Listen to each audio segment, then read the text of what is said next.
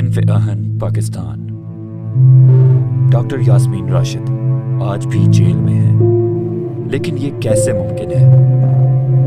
ये कैसे मुमकिन हुआ कि ये बहादुर खातून जेल में है, जिसने सारी जिंदगी इस कौम की बेहतरी के लिए लगा दी, जिसने एक डॉक्टर के नाते मुल्क के दूर दराज इलाकों में इंसानियत की खिदमत की,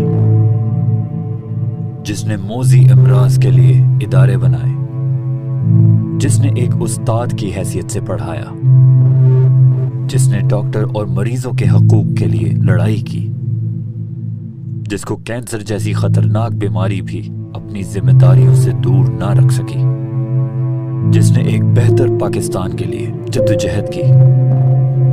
ये कैसे मुमकिन है कि डॉक्टर यास्मीन को उनकी 50 साल की खिदमत के बदले में जेल में डाल दिया?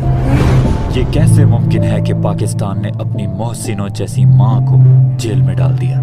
आए इस आसेब ज़दा रेगिस्तान में उम्मीद बने, आए इस जुल्म के खिलाफ आवाज उठाएं।